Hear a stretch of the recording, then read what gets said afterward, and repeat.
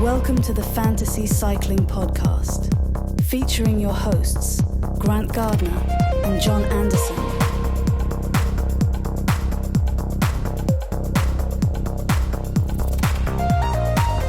Chapeau, you're in the mix.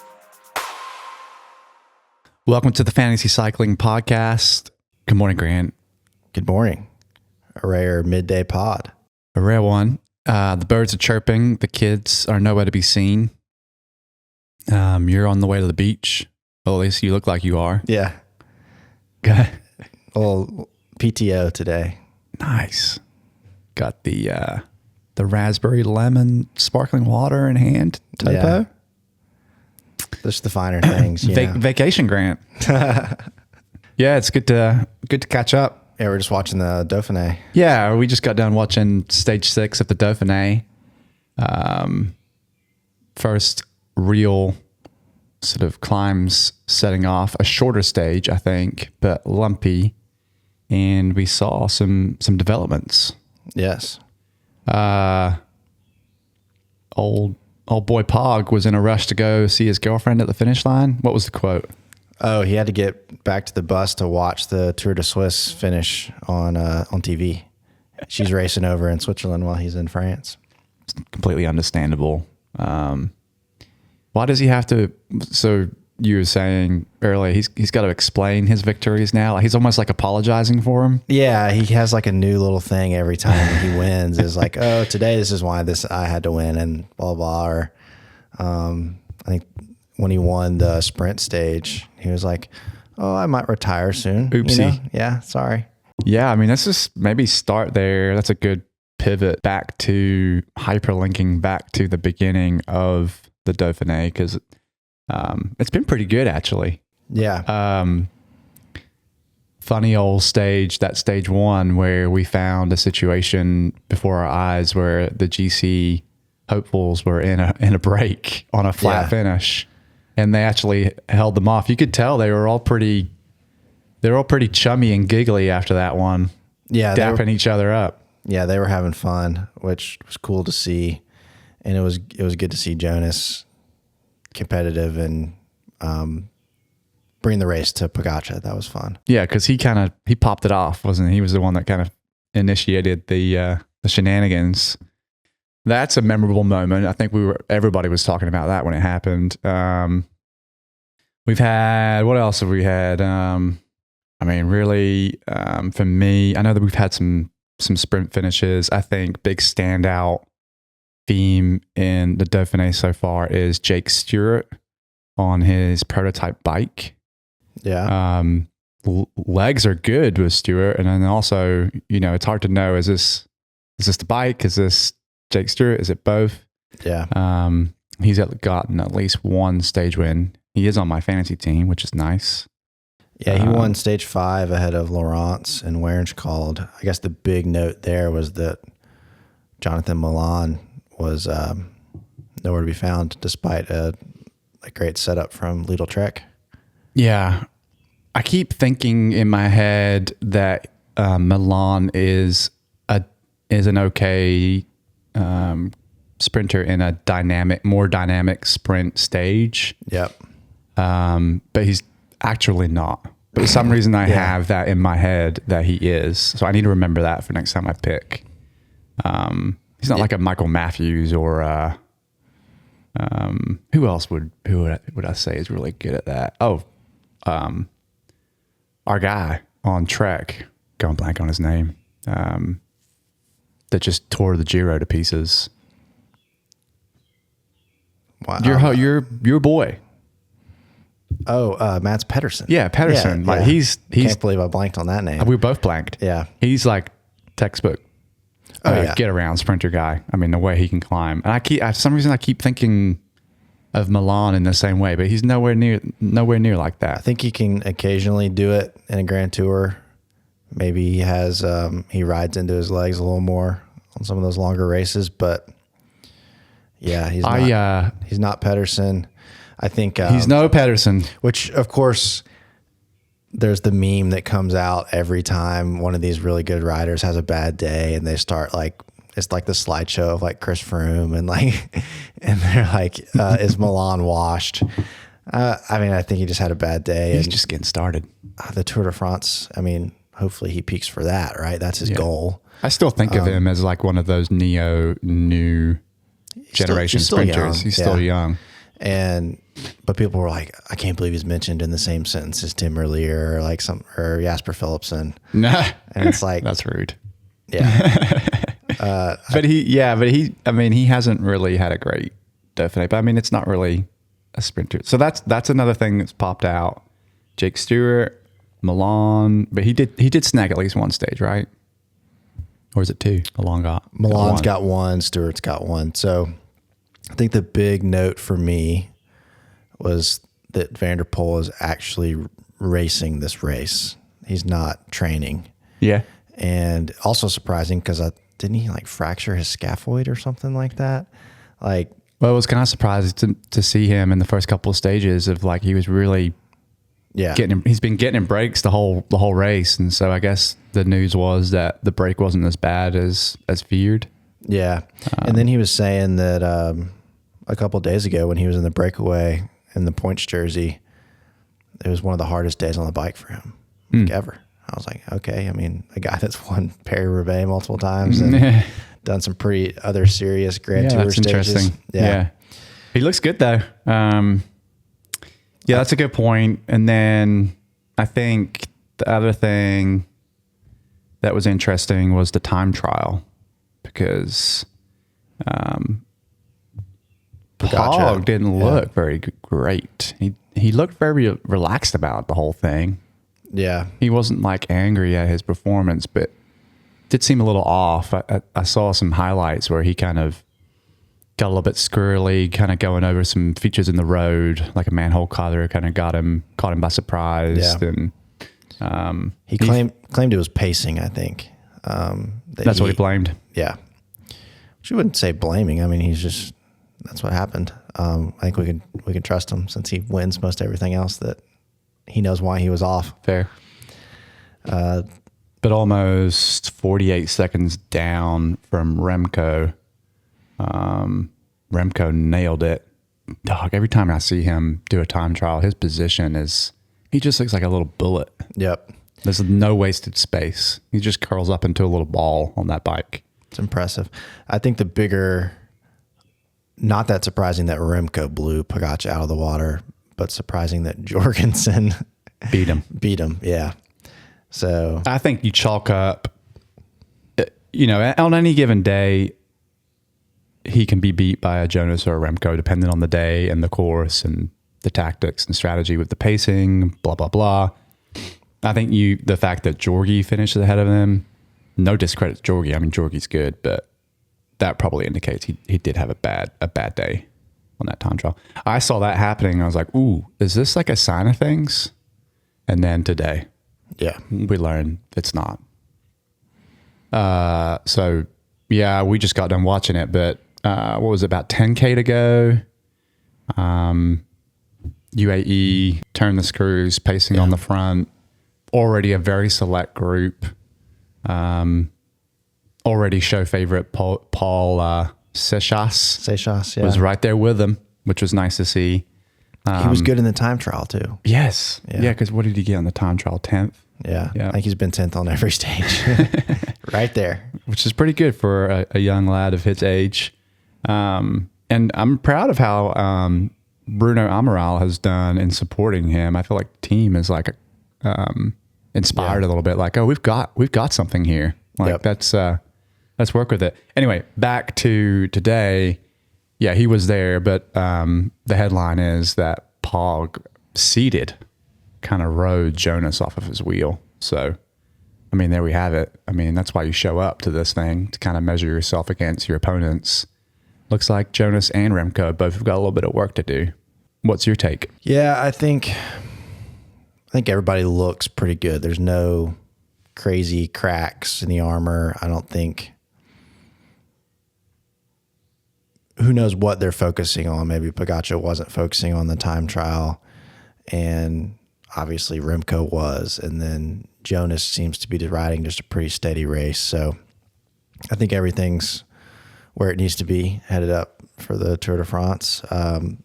It's cool to see guys like Seychelles up there mixing it up. Romeo, I think we might have missed the boat on getting him at we didn't mention him. 400 credits. He's probably about to be 600 pretty soon. So he's looked really good. Barre, who we've picked continuously throughout the last 12 months, he's looked really good. And then my big note is Bastien Tronchon for decathlon. Yeah, only 200 credits. 9% of users took him. He scored 65 points. Yeah, Romeo, we should have mentioned him in the recap. Great stage win from him. Was that on stage 3? A little bit earlier on in the course. Really great value. Right up there, still in the top as far as like a point scoring standpoint. And he was so cheap. But, he was, a lot of people took him for 14%. Leipowitz was someone we gassed up a little bit, and he's done well.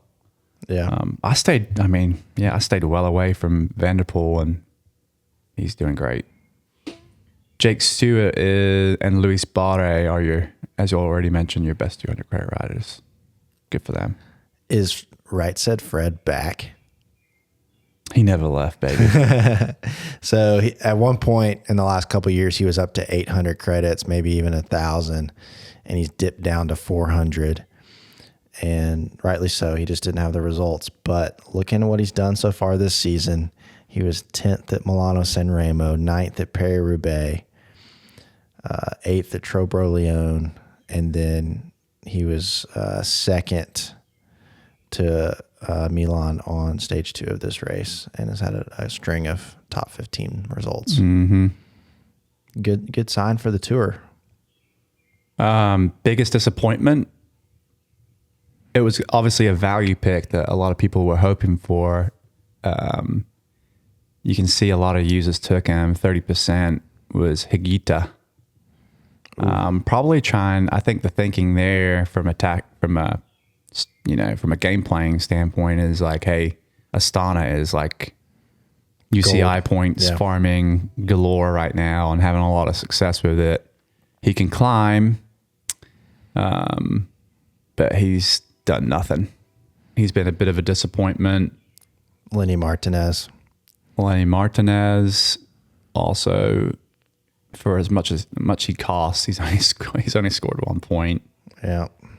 I think also on Ineos, C-Rod has just been I didn't even know he was riding this race. Yeah. And the commentators even said it in today's stage. They're like, man, where did he go home? Is he still riding? Or where is he? Yeah, I mean, we've still got a couple mountain stages left where Martinez could show up there. Today might have been a little maybe too easy for him in the sense of he needs that longer climb to differentiate himself because he was 20th today. So I think Martinez could come through in the next couple stages, so could C-Rod, but still a little disappointing. A lot of people were wanting things for Healy. 20% of users took him. He was pretty expensive.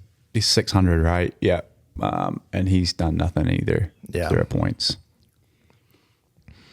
So, yeah, cool. I mean, so tomorrow we got another mountain stage, and then the day after that, another.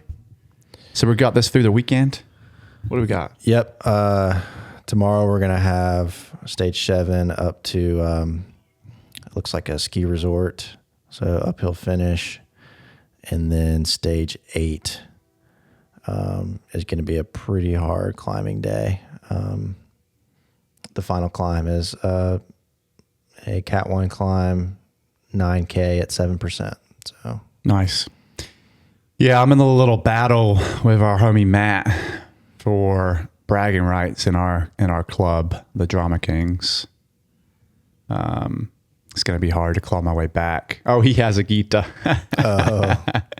And Latour that he went with that like trident approach of taking Pog, Remco, and Jonas, which I think a lot of people who did that really paid off for them. But kudos to Matt. He took Romeo. So it's going to be hard for me to make up that point deficit. But one thing that I love about my current team is each one of them has scored some points. So everyone's chipping in. You love to see that. We like consistency. You don't have any dead weight on the roster. Yeah. I'm looking at you though, Mathis Rondel for Tudor. I know you're 21, but it's time to go to work. I need you to get in a breakaway in the next couple of stages and get me some points. Okay. All right. Thanks. You done any work on? We got Tour de Suisse starting. Yes. That Sunday. Yeah. Yeah.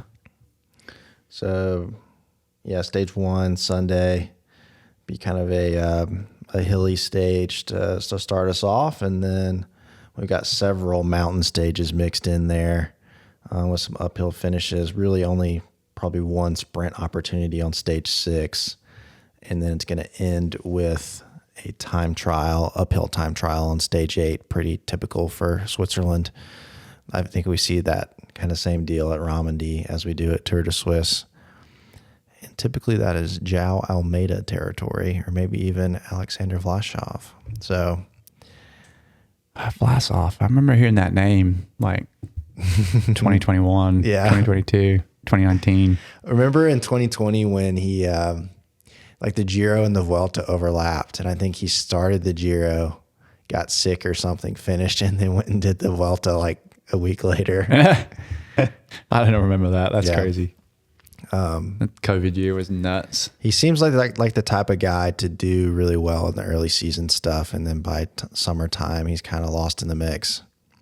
But what kind of season has he had so far? So Adam Yates won this race last year. Your best team, while you're looking that up, best team was Yates, Almeida, Skelmos, Bernal. This was the race last year where we were like, oh, Bernal's back. Riccatello, young American guy, Pidcock, Ricky Moss, Vis Lampet, and Wilco Kelderman were your best top 9 riders. So looking at Vlashov's last year season so far, pretty mid. Has not had a top 10 GC result, but like I mentioned, he did finish 5th on that final time trial at Romandie, or maybe it wasn't the final one. No, it was. Yeah, the final time trial. He was 5th, which on that stage it was Evenepoel, Almeida, Bettiol, Vine, Vlasov. Okay. Which a couple of those fellas are here at Swiss. Yeah. I mean, going down the teams, I don't want to spend a ton of time looking at the teams because it's just not my favorite thing to do. Even though you spent like 10 minutes on our last episode doing it. I don't know why. UAE's team looks good. Yeah, and Kristen Almeida is, of course, someone we've already spoken about. Morgado would be there. Alpecin, no comment. Just seems like they're sending people. Could have been an email. Sylvain Dillier, though. He's a Swiss, yeah. He's a Swiss guy. Bahrain's taking Baggins. Poor Mohoric. They need to drop his points down, his cost down to like 200 or 400 based on recent performance, because I never taken him. I like him. I think if he was like 400 credits, he'd be maybe if he starts riding again. I'm not going to say anything about Cofidis. Decathlon's got Felix Gall, which his season, he got 10th in this last year, 8th in 2023. He's only 1,000 credits. EF is showing up with Paulus and Steinhauser. I'm thinking Steinhauser is going to be tired. Yeah. FDJ, Stefan Kuhn is old.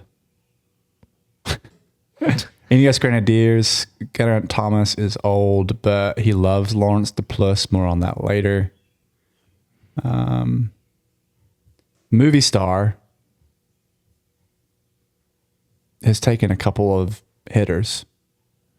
but otherwise their team is weird with no clear leader.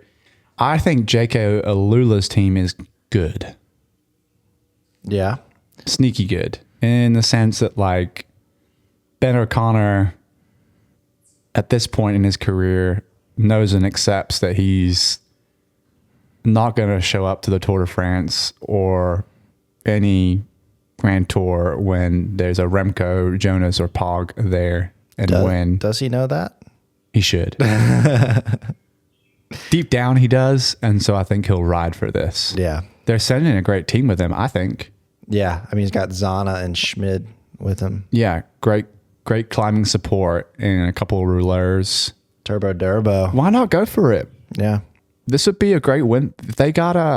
If Ben O'Connor won the Tour de Suisse, that would be great for this team. Like really great. Picnic Postinel. Maybe Vandenbroek will get a stage win.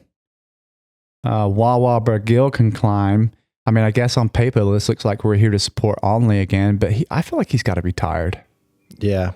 Busy first 6 months of the season. Visma is like the same as Alpecin. It's like, hey, we need people to go do this. Maybe Kreiswijk will go and do something. Astana, Scaroni can climb. I mean, maybe they're stage hunting. I don't know enough about some of these names to know if there's like a sneaky GC person in here they want to ride for. They're point farming still. Yeah, Lopez is a pure climber. He could win one of the mountain stages. And then Bettiol, time trial, rouleur sort of deal. But I think Scaroni, he just did the Giro and he looked good at the Giro. It amazes me that guys like this, they just did this incredibly long race and they're already back at it. So if Scaroni is still on form, he's hard to miss at 400 credits. Yeah. Israel's taking Riccatello again. Woods is there. Blackmore's there. I think it's going to be hard for someone as young as Riccatello to kind of repeat. But maybe he will. And by repeat, I mean like a top 5, top 10 finish. Q36.5, no big name brands. There's a couple guys on here. Tudor, home race. Decent team, 5 people. Yeah. That's about it. Oh, and then we should mention Red Bull. Vlasov is there. Roger Adria is there. They're taking some baggage with them, though. Jordi Mayes and Danny Van Poppel. Like, okay, are we going for a well-rounded approach here? Just kind of do some sprints and go for GC. Yeah, that's really about it, guys. Yeah. Lidl Trek, this is not as strong as a team as they brought to some recent races, but I am intrigued by Theo Gegenhardt's form. I'm not. I think it was Slovenia where did he look good? He was mixing it up on GC. Yeah. So you're gonna regret that. There's some comment. kind of troll on X that ranked the 10 worst winners of the Giro ever. Yeah. And I read it. It was pretty funny. I mean, I can't remember the account. Was he up there? I think it's a pretty famous like little Twitter troll cycling guy. Based off of the English, it was in English, but based off of the English, I think he might be like a European. But Theo Gegenhardt was the number 1 worst winner ever of the Giro. Yeah, that was a weird one because that was the 2021, right? Yeah. I mean, we were all smitten with Gegenhardt back then. I mean, I think he's like a cool guy. British lad. Yeah. Ineos looked like the future. I think he's an Arsenal supporter. I like that about him. I feel like he's always posting about women's soccer too. Or football. I think maybe he has a girlfriend that plays for the Arsenal's women's team. Yeah. I don't know how we got here. I don't know how we got here. Yeah. How did we get here? Because you started talking about all the teams again and you said you weren't going to do it. Sorry, guys. Sorry. Who'd you pick, mate? Yeah, to the important stuff. Looking at... I'm going back to looking at the teams more as when I when I pick people. I think you need to do it because you can without doing that, you lose the context of like what people are showing up to do or what they can accomplish. And you just start focusing on the individuals. Yep. You get that's a really good point. You think too much about recent data when you're solely using the filters within the app. Yes. And I'm bad about that, where it's like, well, that's what the app says. But then you look at the actual paper and you're like, and who else the team is taking tells you a lot about the person's chances. Yep. So that's kind of my strategy lately, is just scroll through the start list and pick based off of vibes. And then you go back and like kind of compare results. So if you're kind of stuck between a couple different guys, but all that to say, I'm picking João Almeida for reasons mentioned of that final time trial. I think that sets him up well for GC. And there's not a whole lot of crazy good climbers in this race, and I think he's got a good chance to finish up there on the mountain stages and take GC. I'm also going to take his teammate, Jan Christen, who's Swiss, and this is a home race for him. And he's a dynamic rider. I mean, we saw him, I think it was at Algarve, where it was kind of supposed to be a stage for Almeida, and he ended up winning. Almeida came in second. Almeida almost overtook him at the line as a teammate. That was funny. Felix Gall, he's expensive at 1,000 credits, but this is right up his alley. A Swiss climbing race. Christian Scaroni, as we mentioned, great form. Can he hold it? I think it's worth finding out for 400 credits.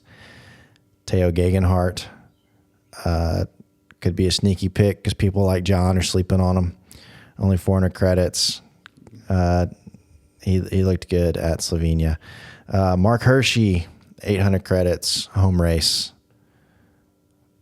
Odds are he wins a stage. There's a good chance.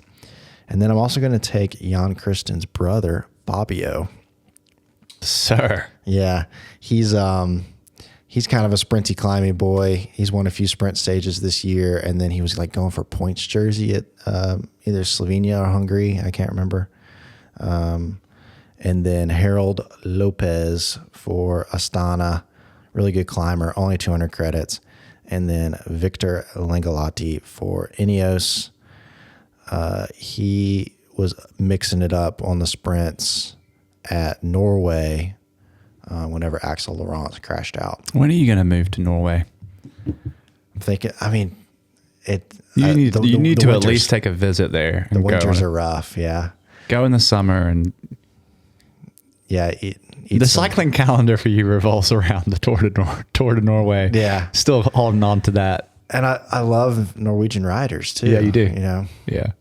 So we'll have to do a Scandinavian adventure at some point. Maybe we should go do some live podcasting from the next Tour de Norway. Yeah, or Tour of Denmark would be cool too. That would be cool. I got some overlap with your team, Grant. I too have taken Almeida basically because you told me he's a must take. Lock it in. And I've got Jan Christen as well because he's a Swiss fella, young and good and cheap. So getting that out of the way, I also have Hershey for reasons you mentioned. I'm taking Ben O'Connor for what I said basically earlier in the chat. Yeah. No longer mid, Mauro Schmid.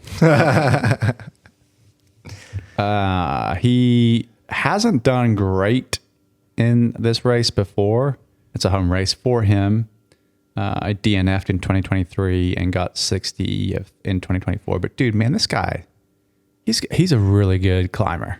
So probably whenever he was riding, he'll be working for Ben O'Connor for sure. But I'm hoping we can have a little bit of like he works and still finishes high up. And then if things fall apart for O'Connor, which happens, let's be honest. Yeah. This has happened in the past. You know, maybe he'll go He's out and get also a on stage Jayco time. now, and some of those previous results at Swiss would have been with Quick Step. That's right. Was not at the time, would not have been as much of a GC team as maybe Jayco is. So. That's a good point. I already said Hershey, didn't I? Yep. Scaroni for reasons mentioned. Astana, stage hunting, a great climber. And Peleo Sanchez, there's not a lot of people are taking, but he got 11th in 2024 and scored 47 points. He can climb really well. I think being on Movistar with the absence of a clear leader. Moss is at Dauphiné, so he's not going to be there. I think he could do well.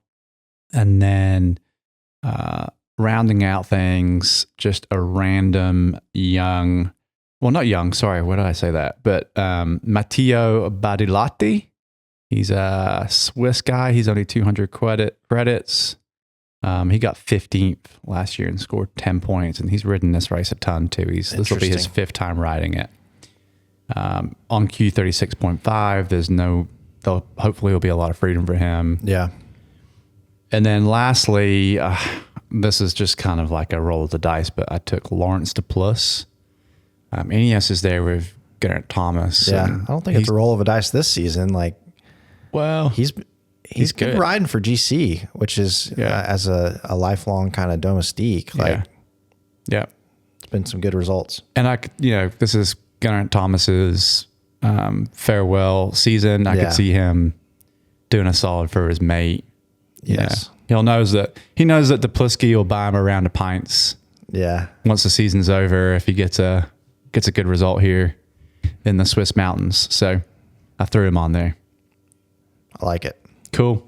That's all that matters, that you like it. Well, I mean, your Dauphiné team is crushing mine, so hopefully you can keep that form going. Coming on strong at the end there.